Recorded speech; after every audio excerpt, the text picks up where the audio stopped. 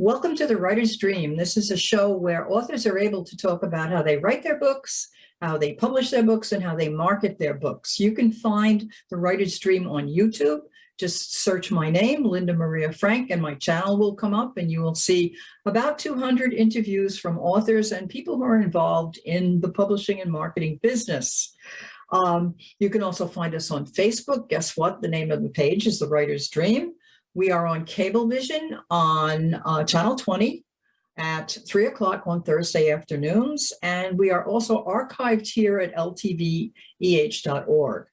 So today we have a double feature. We're going to do two shows with three people, myself and Stephanie Larkin and Lois W. Stern, and we are going to talk about how to market your books, because today we have a very, very confusing market. There are so many ways that you can go trying to get your book published, and yet there are also so few ways that you can go. So we're going to try to help you out with helpful hints and experiences that we've had.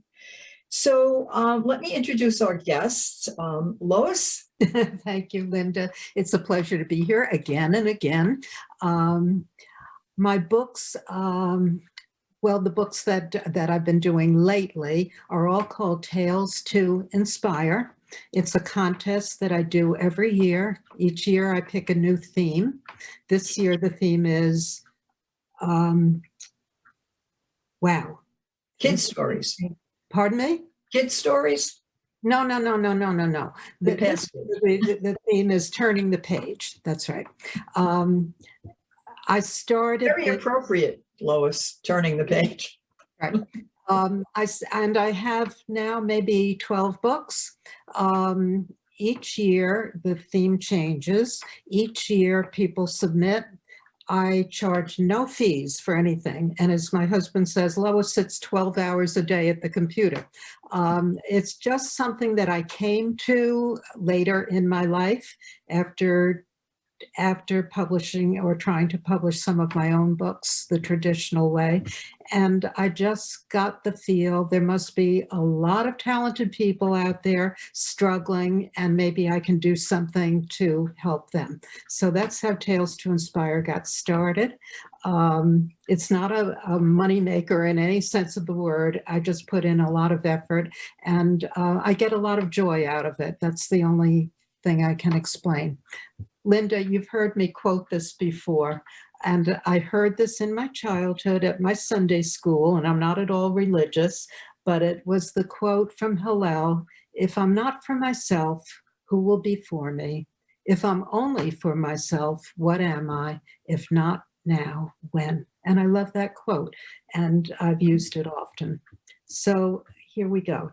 You don't want to get into Tales to Inspire now, right, Linda? No, we're going to eventually get to that. Right. But I like that quote too, and I especially like that, "If not now, when?" Right. Right. I don't think I do enough of the "if not now, when" for myself. Yeah, that's probably true of all of us. Stephanie, tell us about your endeavors.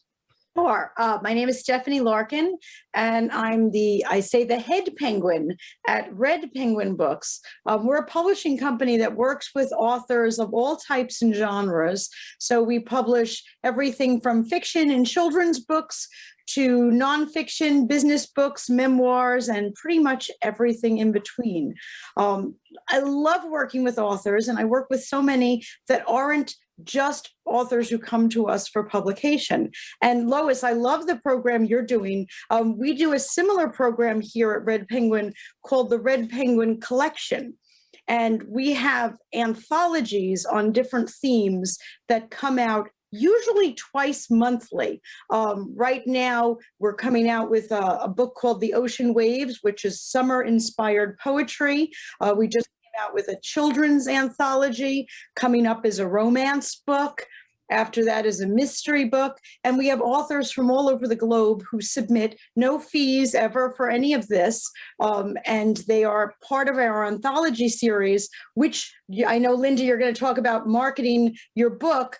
Part of the reason for this is not just to develop new and emerging authors, but also by having more publications to their name, it can boost their original book. So if they have a book series and they're also in our series, we promote ours wildly, and the promotion of our book gives them a boost up on their own. So Lois, you and I are in the same boat with wanting to get the word out on authors. I'm so thrilled to hear about your Inspiring Stories series. So Stephanie, tell us about the book that you wrote. Sure. I mean, I've written a number of books myself about writing books because I do so many workshops and whatnot on writing books. So I've written a series of books, Write That Book, Write Your Book, etc. I've also ghostwritten many books, of which I will not mention the titles of. That's the ghostwriter's vow, that we never mention what we're writing. But one of the things we do is we work with authors who wrote a book and they want to be published. We work with authors who want to write a book, and we coach or develop books. But we also work with authors who don't want to write a book. So I have the joy of writing those books, and I have a team of writers who do that as well. Yeah, so you really have quite an operation. And some of the other things that you do for authors is audiobooks, which we will get into in more detail later, because they are so successful, audiobooks. And I'm thrilled that we have voice talent here, that we do audiobooks, and we also produce author narrated audiobooks as well. Ah, yes. I would find that daunting myself. I'd rather have somebody else read it. But at any rate, I am Linda Maria Frank. I am the hostess of this show. Actually, I was the producer at one time. Sometimes I did the technical part of it. But this is my contribution, one of my contributions to other authors. I have written a mystery series for young adults called the Annie Tillery Mysteries. And I have written also a standalone called the Buccaneers of St. Frederick Island. And it got such good reviews. I was going to just do it as a standalone, but when I got the good reviews and they said, when is she going to write the next one? Well, I'm writing the next one. So, but they're fun. These are fun books. And so in the process of doing this, what I discovered was that it is very difficult to publish a book in today's marketplace if you're looking for a traditional publisher, because there are very few of them, and you are competing with millions of people. We've all put our books on Amazon. You are competing with millions of people. And so I turned to self-publishing at a time when self-publishing was starting to explode. And I have to say that I've learned so much. It's been such an interesting journey that besides writing the books, I got involved with doing this TV show. And of course, I've exposed a lot of authors to a wider audience on, as I mentioned before, YouTube and Facebook and Cablevision. I also, as part of my I guess authorship, I do a series of lectures, but my lectures don't really have anything to do with writing. They have to do with a past career where I taught forensic science. So they're topics in forensic science. The other thing that I do, which I think is helpful to authors, is I get involved with author organizations. There are two local ones on Long Island, the Long Island Authors Group and Long Island Children's Writers and Illustrators. And what I've done is to try to create venues where authors can go talk about their books and sell them. So that's my marketing aspect. So let's get into the idea of how to market a book, because we're all authors. We help ourselves, and then authors are very good people. They tend to share everything that they find out. So let's address some important aspects. What should authors think about regarding marketing when they're writing? What advice would you two ladies give authors to think about when they're writing? Because people tend to say, oh, I wrote a book, and then they go on to marketing, or they go on to try to publish and market. But I think when you write a book, and now because I have the experience of, this is book number 8 now, of knowing that when I write that book, I have to do something about attracting readers. So what are the magic formulas? If I could say, one of the things I advise writers on, and this is kind of even before the book is written, shall we say, if marketing the book is important to you, and I will qualify that because not every book is meant to be marketed. Okay. I work with many authors that the book was written for other reasons, whether it's personal reasons, whether it's a family heirloom. I love those books. They're fabulous books, but that they're not necessarily meant for the mass market. We also work with textbooks. Again, not books that are being marketed. So I would ask people to think before they start writing, if we could, jump ahead there, whether or not you are writing because you want to market it. And the reason I'm saying that is if marketing that book and if book sales is something that is important to you, then you really need to think about that before you write the book, because you should think about whether or not there is a market for your book, and you should write your book in a sense to fit that market. Okay. If you write a book that, I don't want to say nobody wants to read, but if you write a book without thinking about whether or not you have an audience for it, and that's wonderful. As I said, I'm all for writing books for a variety of reasons. But if you write that book and then 6 months later, you come to me or to Linda or Lois and say, I want book sales, you got it all backwards. You wrote a book that wasn't meant for market. So I kind of want to try to advise people here, because this has happened many times to me, and I'm sure to both of you ladies, that someone would approach you with a book that really isn't marketable. And that's not an insult on the book in any way, shape, or form. I'm just being honest that not all books are meant for the mass market. Many books that are sitting behind me that I am incredibly proud of having published are not meant for the mass market. It just grieves me so when someone comes to me months later and is, I'll say, disappointed in their book sales. And I'll remind them that that wasn't the point. That wasn't their goal. That wasn't the goal. So I'm a very goal-oriented person. Let's figure out our goals first. I don't know if that is a beginning of the answer to your question, Linda, but I kind of want to catch them before we even start. No, it's excellent. It's an excellent answer, because when I interview authors, one of my questions is, what do you want to get out of this experience? What do you want from this? I mean, Lois and I came to this after a long career in teaching, and it wasn't our first career, wasn't our first love, wasn't our first job. So I don't think we were really into the whole concept of making a whole lot of money. And you're right, that's what you have to do. You have to decide what you want out of it, because if you write the book without thinking about that, you're liable to be very disappointed. And writing a book is not easy. I think it's the most difficult art form, because what I think happens if you're a sculptor, you have marble or clay. If you're a painter, you have paint, and other art forms have materials. And what materials do we have? Brain cells and words and dictionaries. And you have to create a whole world out of just that. And I think that's very difficult. So Lois, Okay.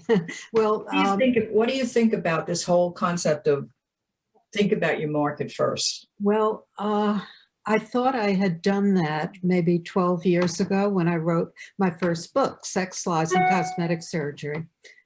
It took me over a year. I did get a New York agent. She was all excited about this book. I thought I had done everything right. I had gone to the head of psychiatry at the University of Pennsylvania, who read the book and wrote the foreword for it, wrote a glowing foreword for it. I worked with the premier cosmetic surgery consultant in New York, Denise Thomas. I got plastic surgeons. I was doing an article for Long Island Magazine at the time, and the owner said, when you do this, I want you to get plastic surgeons quotes, but not anyone from Long Island, because they are his bread and butter. You know, they do the advertising. So I called the American Society for Aesthetic Plastic Surgery, and I explained what I was looking for, and they put me in touch with a plastic surgeon from Pittsburgh, Pennsylvania. Little did I know, he later became the president of the association. But I interviewed him for this article, went on for a while. And at the end, we had a very good conversation. And I said, you know, I'm just completing a book on cosmetic surgery right now. And he said, you are? You know, I'd really like to see it. So that was my opening. And I said, I'd be happy to send you the manuscript. And let me ask you something then. If you like it, would you be willing to write a blurb for the back cover? And he said, I have to look at it first. And he did. Within a week, he called me back and said, Lois, this is a good book. He was thrilled to write a blurb. I got other plastic surgeons to write blurbs. At that time, they had a book site on their website just for selling books. They had 3 other plastic surgeons read it. They put it up as #1, okay? I was rolling. I thought I was going to get this book published, but it never got published. The word that got back to me, and that's what changed my whole focus. The word that I got was they had a lot of discussion about this book. They felt I didn't have enough of a platform. I didn't even know the word at the time. What is platform? And that's when I started to think, there must be a lot of people out there in the same boat, talented, something to say. I'm going to do something else. Forget the money and just do something to help other authors. And that's how I got into Tales to Inspire. And at the time, there was just this wonderful guy who must have had a following of maybe millions. He talked at all the conferences, and he promoted it on his newsletter. And that's how I got the beginning of Tales to Inspire. Is that a long answer to a short question, Linda? No, but you know, it's the personal stories that I like to hear, because I'm hoping that the people who watch this show have pen and pencil in hand and are taking notes, because all of us have a personal story that, in light of your latest book, turn the page for us about writing a book, because I had the same experience. I thought, oh, wow, I have this background in forensic science, and I love mysteries, and I work with kids, and I'm going to create these books, and everybody's going to love them, and blah, blah, blah. But again, I never really did send to traditional publishers. Unlike you, you're a tremendous researcher in that area and have a lot to share.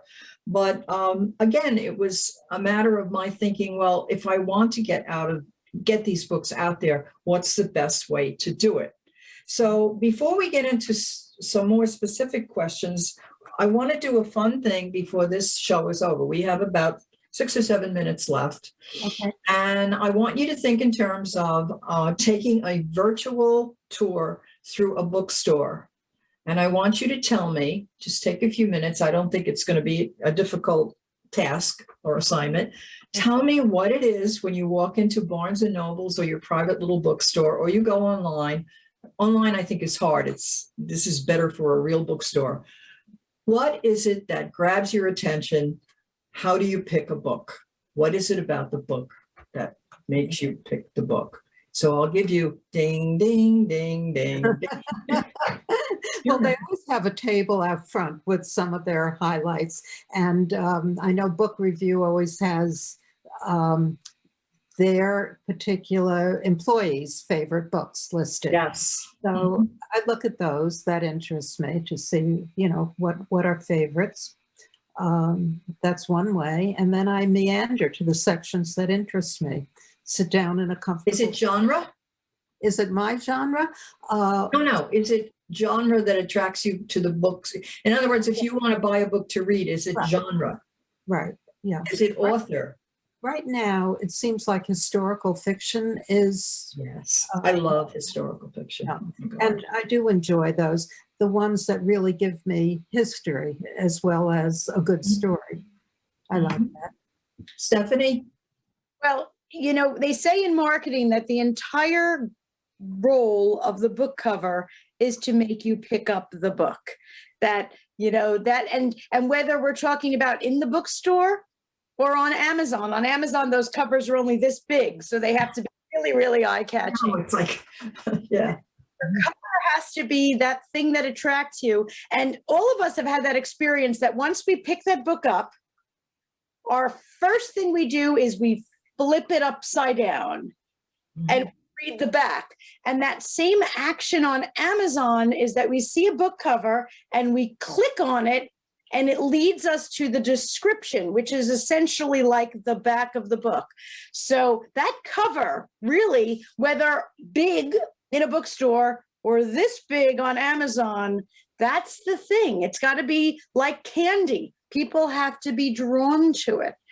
And I think what draws people, Linda, and I love your book covers, I'm a huge fan, is that they have to, for a lot of percentage, look a lot like the best of everything else on that table. Okay, it can't look odd. If you're in a bookstore and you're in the cookbook section and there's a historical fiction book there, that's not what you're looking for at that moment. Okay, so and let's say it was a cookbook, but the person who wrote the cookbook really likes historical fiction and put that type of cover on it. You're going to be confused because you're expecting it to look like a cookbook. So I think what draws us is that it looks exactly like what we want, but better. We've all traveled someplace. Have you ever traveled someplace and when you get there, you've seen it in pictures and it looks just like you expected, but better? Like when I went to the Grand Canyon, let's say, it looks just like the picture. But wouldn't I be disappointed if I got to the Grand Canyon and it looked instead, like the Leaning Tower of Pisa? Which might be striking in its own way, but it wasn't what I expected. So I think what draws me, Linda, when I walk into a bookstore, and I love bookstores, I can spend all day, are those covers that look like what I want, but the best version of it, like a great ice cream sundae. I agree with you because I am a visual person, and what I'm drawn to in the bookstore is the cover. I go to the tables because bookstores want to promote sales. So they set up the tables in such a way that you're going to look at the books that they think are going to sell. And I always look at the cover. And I always look for a particular type of cover. My own book, The Buccaneers of, and you can't really see this very well on here. I think it does what you said it should. It looks like a mystery book. It's spooky. It's spooky, but a little different because the typeface is different. But again, I use the other things too. Personal recommendations by friends because I belong to a book club. Certain authors that I love. Genre, for sure. You're probably not going to find me looking at books about sports. Okay. Nothing wrong with sports, love sports and whatnot, but I'm not going to read a book about sports. So why did I do this little exercise? Simply because I think that that's what authors have to think about when they're writing their books or when they come up with an idea for a book. How are you going to appeal to that person who's wandering through the bookstore and looking for things? So, I was told that my books would sell better if I had photographs on the cover. And I said, I don't want that. And so I had my illustrator do what she did on my books. So any final thoughts in this show? Remember, we're going to do a second show because I see that we have a couple of minutes left. Anything you want to say? I have one final thought I'd like to add. And this is for all of us. And Lois, I think you're a prime example of this. Keep in mind that statistically, even the big publishing houses, Random House, for example, they only profit on 5% of their books. Yes. that their entire job is only to select those books that they feel have the best chance of selling. So that's their criteria, is they're only looking at people with that elusive platform, like you were saying, Lois, and everything else. And even that, they only profit from 5% of their books. 95% of their books are statistically a flop. Now, if the best of the best are flopping 95% of the time, I kind of say that to take some of the pressure off, in a sense, like I don't want to say don't try so hard, because I want us to try our best, of course, but don't be hard on yourself, I think is what I'm trying to say. Because if the professionals, a Random House, for example, is flopping 95% of the time, it's an uphill battle. It is. It truly is. So why are we here? All right, so ladies, when we open up again, we're going to be talking about Tales to Inspire, Red Penguin Books, and whatever I have to offer. So we'll see you in a little while. And thanks, ladies, for joining us. It was fun and informative. I always love it. I loved coming out east with you also to do. Oh, well, we're going to do it. We're going to visit that studio one of these days.